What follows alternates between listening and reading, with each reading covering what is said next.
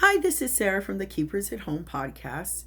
I have a great episode for you today. This episode is very timely. It comes right in time for holidays, getting it together with family, specifically Christmas holidays. So you want to stay tuned for this. This episode was brought to you by WNC DNA.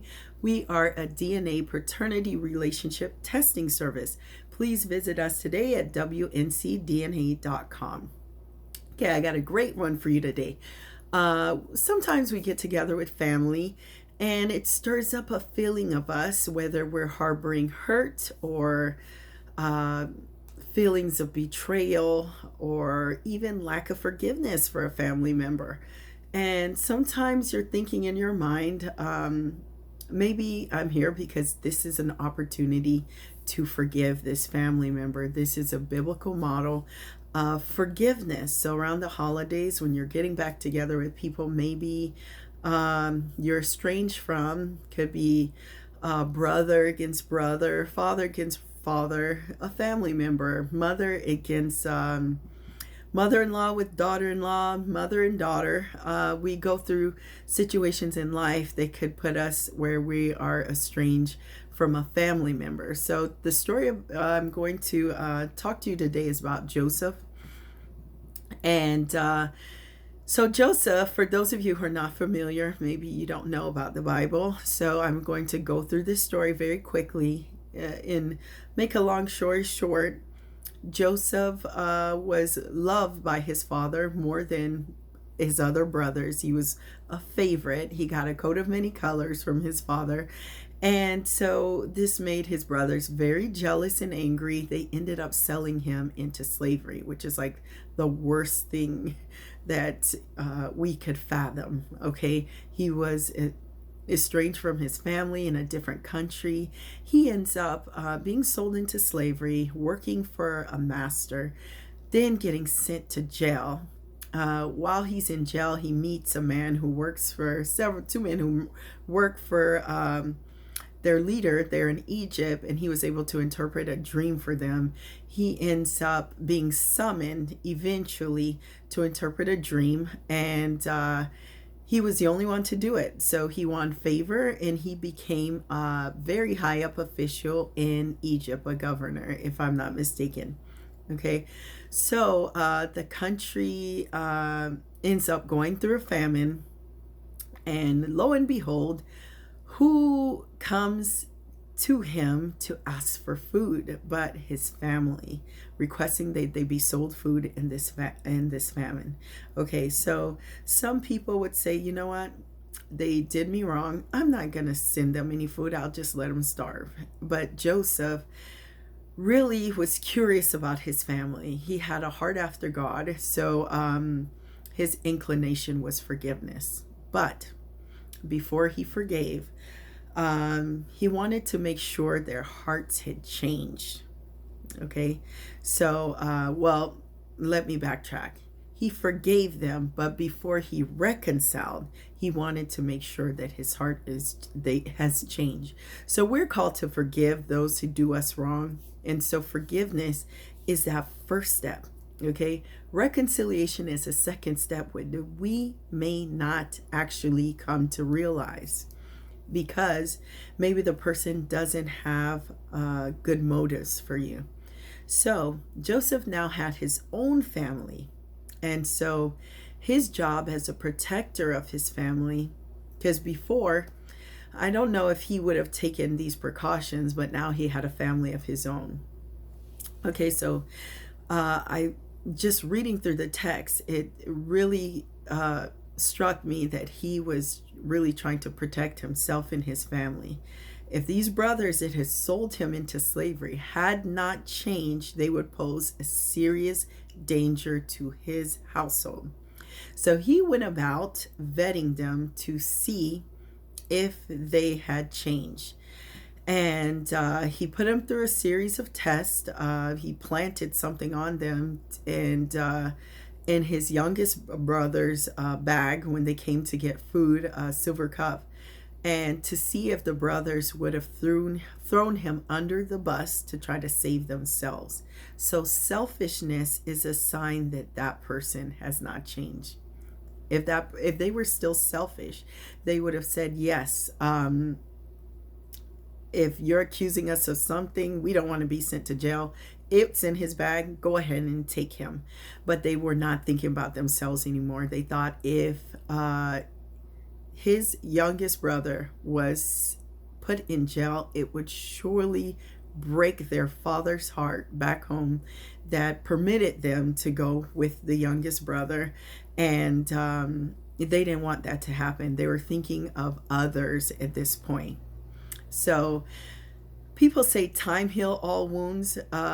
He wanted to verify that in fact they had changed. Time may have passed, but it doesn't necessarily change the person. Their heart could still be the same. So it was his job to vet his brothers and make sure that their heart has changed. Time had passed since then. They had families of their own, but it didn't mean that their hearts were changed. And when it comes to protecting his family, he wanted to make sure that their hearts had changed. So when he saw that they were willing to say, no, take me instead, he knew at that point that their hearts have changed.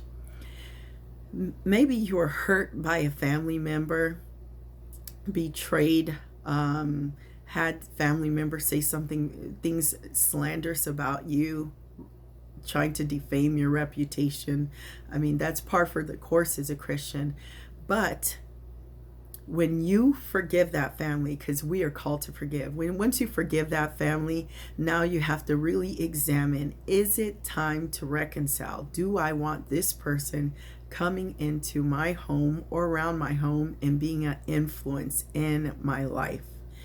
And so that's the question you have to ask yourself, because if you reconcile, a preemptive reconciliation, that the person was not actually vetted and that person still has horrible intentions for your life, it could be even more damaging by you reconciling if you did not check their heart to make sure they had truly changed.